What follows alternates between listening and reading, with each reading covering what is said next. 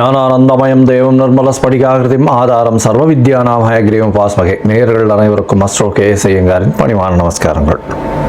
மாத பலன். விஸ்வாவசு வருஷம் ஆவணி மாதம் 17/8/2025 16/9/2025 வரலும் உண்டான நாட்கள். இந்த ஆவணி மாதம் அப்படின்றது தட்சிணாயனத்தின் 2வது மாதம். இந்த மாதத்தில் எல்லா விதமான ஃபெஸ்டிவல்ஸ் எல்லாமே வரக்கூடிய வாய்ப்புகள் மிகவும் அதிகம். ஏன்னா ஏற்கனவே ஆடி மாதம் பார்த்திங்கன்னா கடவுளுக்குன்னு உண்டான மாதம் அப்படின்னு சொல்லியிருக்கோம். இந்த மாதத்தில் திருமணங்கள் கைகூடக்கூடியது, திருமணங்கள் எல்லாமே நடக்கக்கூடியது, எல்லா விதமான வீட்டு சுபகாரியங்கள்லாம் நடக்கக்கூடிய மாதம். சரி, இந்த மாதத்தினுடைய கிரக சாரங்கள் என்ன அப்படின்றத பார்ப்போம். இந்த மாதம் ஆவணி மாதம் அப்படின்றதுனால சூரியன் சிம்மத்தில் இருப்பார். அதனால் சூரியன் சிம்மத்திற்கு போகிறது தான் ஆவணி மாதத்தின் ஆரம்பம். ஏன்னா நம்ம சூரியன் ஒரு ராசியிலிருந்து அடுத்த ராசியை போகிறத நம்ம அதாவது சூரியமான மாதங்கள்ன்றத மாதிரி நம்ம பார்க்குறோம். அதனால் சூரியனை சார்ந்து இருக்கக்கூடிய மாதங்கள் அப்படின்றதுனால ஆவணி மாதம் நம்மளுக்கு 17/8 அன்றைக்கி ஆரம்பிக்கிறது. சரி, இந்த மாதத்தில் வரக்கூடிய மாற்றங்கள், அதாவது மாத கிரகங்கள்னு சொல்லக்கூடிய சூரியன், செவ்வாய், புதன் மற்றும் சுக்கிரன் என்னென்ன மாற்றங்கள் ஏற்படுத்துறது அப்படின்னு பார்த்தாலேனால், இந்த மாதத்தில் சூரியன் ஆவணி அப்படின்றதுனால சிம்மத்திலையும், இந்த மாதத்தில் காலபுருஷ தத்துவத்தின் முதல் ராசியான மேஷ ராசியிலிருந்து 3வது இடம்னு சொல்லக்கூடிய மிதுனத்தில் சுக்கிரனும் குருவும் இருக்கா. 4வது இடம்னு சொல்லக்கூடிய கடகத்தில் புதன், 5வது இடத்துல கேதுவோடு சேர்ந்த சூரியன். இந்த மாதம் 6வது இடத்துல செவ்வாய் இருக்கார். 11ஆம் இடத்துல வக்கர சனி மற்றும் ராகு கும்பத்தில் இருக்கார். சரி, இந்த மாதத்தில் மாறக்கூடிய கிரகங்கள் அப்படின்னு பார்த்தோம்னா, இந்த மாதம் பிறந்து ஒரே வாரத்துக்குள்ளே, அதாவது புதனும் சுக்கிரனும் மாறுறார். முதல்ல சுக்கிரன் மாறுறார். அதாவது 21/8/2025 அன்னைக்கு சுக்கிரன் கடகத்துக்கு போகிறார். அதற்கு பிறகு 25ஆம் தேதி பார்த்தாலேயானால் 25/8/2025 அன்னைக்கு புதன் கடகத்திலிருந்து அதாவது சிம்மத்துக்கு போகிறார். இந்த மாத கடைசியில், அதாவது 14ஆம் தேதி செவ்வாய் கன்னியிலிருந்து துலாத்துக்கு வர்றார் 14/9/2025 அன்னைக்கு. அதுக்கப்புறம் 15ஆம் தேதி சுக்கிரன் மறுபடியும் கடகத்திலிருந்து சிம்மத்துக்கு வர்றார். இதுதான் இந்த மாதத்தினுடைய மாற்றங்கள். சரி, இந்த மாதத்தில் வரக்கூடிய சில விசேஷ நாட்கள் என்ன அப்படின்னு பார்த்தாலும், முதல் விசேஷ நாள் அப்படின்னு பார்க்கும்போதே வாஸ்து நிதிரை விடக்கூடிய நாள். அது 22/8/2025 அன்னைக்கு. அதுவும் மத்தியானம் வாஸ்து நிதிரை விடுறார்.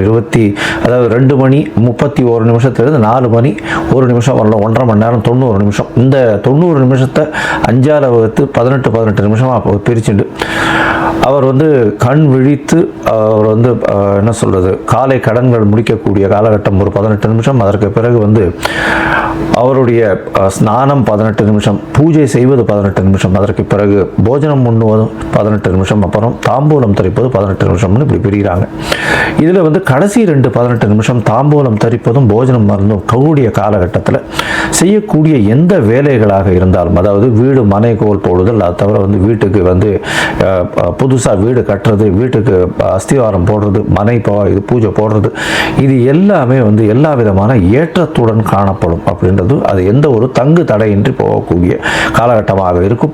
இந்த வாஸ்து நாளில் உங்களுக்கு எந்த ஒரு அதாவது திதி வார நட்சத்திரம் இது எதுவுமே பார்க்க வேண்டாம். ராகு காலம், யமகண்டம் இந்த மாதிரியான விஷயங்களும் பார்க்க தேவையில்லை இந்த காலகட்டத்தில். அதனால் நல்ல ஒரு ஏற்றமான காலம். நிச்சயமாக வீடு கட்டணும்னு பார்க்குறவங்க இந்த காலகட்டத்தை எடுத்துட்டிங்கன்னா நல்ல ஒரு ஏற்றம் கிடைக்கும். அதற்கு பிறகு இந்த மாதத்தில் பார்த்தடையானால் சாம உபாகர்மா, அதாவது எஜுர் உபாகர்மா, சாம உபாகர்மா, சாமவேதம் சொல்கிறவர்களுக்கு இந்த வருஷத்தினுடைய பூணல் மாற்றக்கூடிய அது செலிப்ரேஷன் என்ன, அந்த பூணல் மாற்றக்கூடிய அவர்களுடைய காயத்ரி ஜபத்தை பூணல் மாற்றக்கூடியதும், அவர்கள் காயத்ரி ஜபம் பண்ணி மிகப்பெரிய ஏற்றுமை கொள்ளக்கூடிய காலகட்டம் அப்படின்னு சொல்லக்கூடியது. இது 26/8/2025 அப்படின்னு அந்த நாளில் வருது. அதற்கு பிறகு பார்த்தாலேயானால் வாமன ஜெயந்தி வரக்கூடிய நாள் 4/8/2025 அன்னைக்கு வாமன ஜெயந்தி. அதற்கு பிறகு 5ஆம் தேதி அன்னைக்கு ஸ்ரவண நட்சத்திரம். ஸ்ரவண விரதம் சொல்லக்கூடியது. அதற்கு பிறகு 7-9 அன்னைக்கு பௌர்ணமி. இந்த வாட்டி பௌர்ணமி வந்து பார்த்தாலேனால் கிரகணம் வரும். ஏன்னா வந்து கேத்துவோட சேர்ந்த சூரியனும் ராகுவோட சேர்ந்த சந்திரனும் வருது. இந்த வாட்டி உண்டான கிரகணம் டைமிங் அதெல்லாம் வந்து அப்புறமா போடுறேன், அது வந்து ஃபாலோ பண்ணுங்க. ஐ திங்க் பௌர்ணமியில் வர்ற கிரகணம் அப்படின்றதுனால சந்திர கிரகணம் ராத்திரி வந்து சந்திரன் மறைஞ்சு திருப்பி ஒளி ஊட்டக்கூடிய காலகட்டம் வரும். நான் அது இந்தியாவில் தெரியக்கூடிய விஷயம், அது நான் அதுக்கு உண்டான டைமிங் இல்லாமல் எடுத்து போடுறேன். அதற்கு பிறகு 8-9 அன்னைக்கு மாலையபட்சம் ஆரம்பிக்கிறது. இந்த வாட்டி பட்சம் வந்து நார்மலாக புரட்டாசியில் தான் வரும், முன்னாடி வந்து ஒரு 10 நாள் முன்னாடியே வந்துடுறது. மாலையபட்ச ஆரம்பம் 8-9 அன்னைக்கே ஆரம்பிக்கிறது. 13ஆம் தேதி அன்னைக்கு, அதாவது 12ஆம் தேதி அன்னைக்கு மகாபரணின்னு சொல்லக்கூடியது. அதாவது யார் யாரெல்லாம் பித்ருக்களுக்கு சிரார்த்தம் பண்ணுறாலோ அன்றைக்கி பண்ணக்கூடியது விசேஷம். அதாவது டேட்டு தெரியாமல் இருக்கிறவா, திதி தெரியாமல் இருக்கிறவாள்லாம் அன்றைக்கி பண்ணிடுவா. அதே மாதிரி 14/9/2025 அன்றைக்கி மத்தியாஷ்டமின்னு சொல்லக்கூடியது. இன்றைக்கி அந்த அன்னைக்கு அஷ்டமி வேற, மத்தியாஷ்டமின்னு சொல்லக்கூடிய நடுபாதியான இந்த மாலையபட்சத்தின் நடுபாதி. அதனால் அன்றைக்கும் வந்து எல்லாருக்கும் தர்ப்பணம் கொடுக்கறத பண்ணலாம். இன்றைக்கி கோகுலாஷ்டமி வேறு, ஏன்னா ஆவணி மாதம் வரக்கூடியது அஷ்டமின்றதுனால கோகுலாஷ்டமி ரோகிணி நட்சத்திரோட சேர்ந்து வர்றதுனால அன்னைக்கு முனித்திரியம் ஸ்ரீமடம் விவாளுக்கெல்லாம் வந்து அன்னைக்கு ஸ்ரீ ஜெயந்தி இருக்கக்கூடும். அதனால் அன்னைக்கு வந்து மிகப்பெரிய ஏற்றமான நாள். அது தவிர பார்த்தலையானால் ஆவணி மாதம் ரோகிணி நட்சத்திரம், அதற்கு பிறகு அஷ்டமி, இது மூணும் சேர்ந்து வரக்கூடிய காலம்ன்றதுனால கோகுலாஷ்டமி அப்படின்னு கொண்டாடுறோம். சரி, இந்த மாதம் வந்து மேஷம் முதல் மீனம் வரை எப்படி இருக்குது அப்படின்றத பார்க்கலாம். அதற்கு முன்னாடி என்னுடைய மொபைல் நம்பர் ஸ்க்ராலிங்கில் போயின்னு இருக்கும். உங்களுக்கு வந்து அஸ்ட்ராலாஜிக்கல் கன்சல்ட் தேவைப்பட்டுதுன்னா எனக்கு வந்து மெசேஜ் பண்ணுங்க. உங்களுடைய date, time, place of birth, உங்களுடைய பெயர், தாய் தகப்பனார் பெயர் அனுப்புங்க. என்னுடைய கட்டணம் என்னன்னு சொல்கிறேன், கட்டணத்தை போடுங்க. அதற்கு பிறகு உங்களுக்கு நான் அந்த பிடிஎஃப் வந்து போட்டுவிட்டு, அதாவது உங்களுடைய ஜாதகத்தை போட்டுவிட்டு, ஜாதகத்தில் சந்தி இருக்கான்னு பார்க்கணும். ஏன்னா எனக்கு தெரிஞ்சவா நிறைய பேர் 50 வயசு 55 வயசுலாம் இருக்குது. அவள்லாம் வந்து மிருகசீர நட்சத்திரம் ரிஷப ராசின்னு சொல்லிட்டு இருப்பா, ஆனால் மிதுன ராசியில் இருப்பா. அதே மாதிரி சித்ரா நட்சத்திரம்னு சொல்லிட்டு இருப்பா, துலா ராசியில்னு சொல்லிட்டு இருப்பா, அது கன்னியா ராசியில் இருப்பா. அந்த மாதிரி மாறி மாறி ராசிகளும் சரி லக்னங்களும் சரி மாறி இருந்து, அதனால் வந்து அவளுக்கு இப்போ நல்ல காலம் நடக்கிறது அப்படின்னு நினச்சிட்டு இருப்போம். ஆனால் வந்து லக்னத்துக்கு ஏற்றமான காலமாக இருக்காது. அதனால் சந்தியில் இருக்கும். அதனால் சந்தி என்னன்றதை பார்த்து அதற்கு அப்புறம் வந்து உங்களுக்கு உண்டான ஜாதகத்தை போடுறேன். அதற்கு பிறகு உங்களுக்கு நான் அப்பாயின்மெண்ட் தரேன். நான் வந்து உங்களோட பேசுகிறேன். உங்களோட பேசும்போது உங்களுக்கு உண்டான பிரச்சனைகள் என்ன ஏதுன்றதை, அதற்கு உண்டான எளிய வழிமுறைகள் என்ன ஏதுன்றதை நான் சொல்கிறேன். சரி, இப்போ மேஷம் முதல் மீனம் வரை விஸ்வாவச வருஷம் ஆவணி மாதம் ஒரு ராசியாக பார்க்கலாம். தனுசு, மூலம், பூராடம், உத்திராடம் இந்த 3 நட்சத்திரம் 9 பாதங்களை கொண்ட ராசி. ராசியின் அதிபதி அப்படின்னு சொல்லக்கூடியவர் குரு. ராசிக்கு சப்தமத்தில் இருக்கிறது விசேஷம். இந்த மாதம் பார்த்தாலேனால் உங்களுடைய ராசிக்கு 7ஆம் இடத்துல குருவும் சுக்கிரனும் இந்த மாதம் ஆரம்பிக்கும் பொழுது இருக்கார். பெரிய ஏற்றம் கிடைக்கும். திருமண பாக்கியம் உண்டு. ஏன்னா குருவும் இருக்கார், சுக்கிரனும் இருக்கார். என்ன சார், சுக்கிரன் வந்து 6-11 அதிபதி அவர் இருக்காரு அப்படின்னா, இருக்கட்டும். சுக்கிரன் வந்து களத்திர காரகன்னு சொல்லக்கூடியவர். அதனால் அவரே 7ஆம் இடத்துல இருக்கிறது ரொம்ப விசேஷம். நிச்சயமாக திருமணத்துக்கு பார்த்து கொண்டு இருக்கக்கூடிய ஆணாக இருந்தாலும் சரி பெண்ணாக இருந்தாலும் சரி கண்டிப்பாக திருமண பாக்கியம் உண்டு.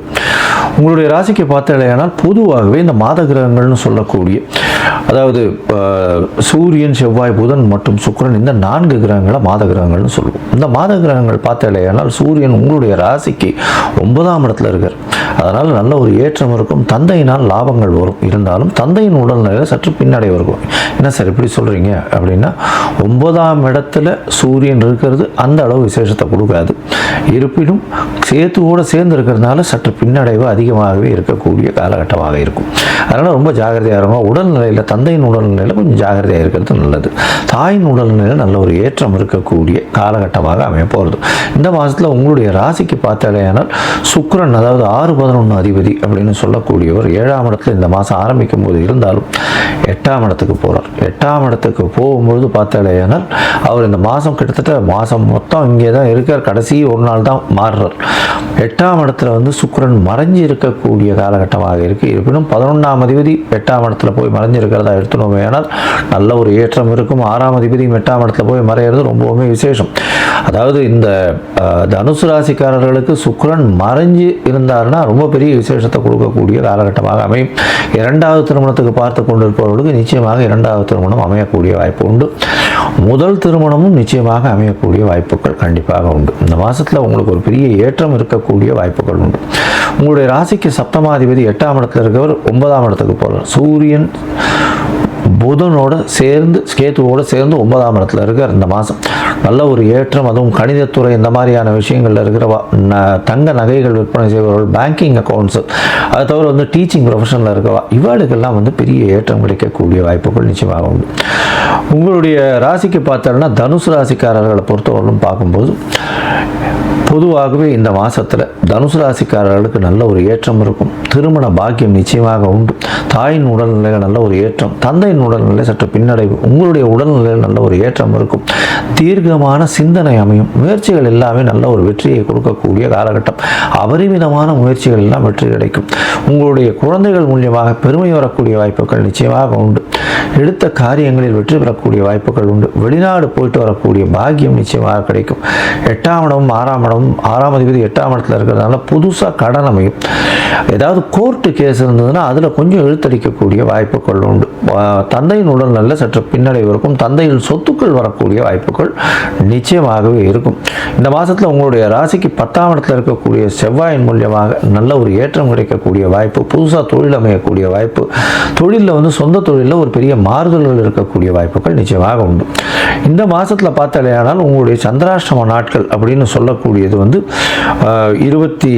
16/9 அன்னைக்கும், அதை தவிர வந்து 20/8/2025, 22/8/2025 இந்த நாட்கள் வரலும் இருக்குது.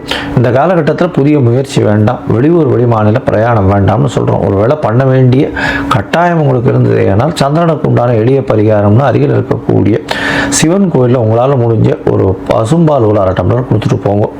நிச்சயமாக சந்திரனுக்கு உண்டான பரிகாரமாக ஏற்றுக்கொள்ளப்படும். நல்ல ஒரு ஏற்றம் கிடைக்கும்.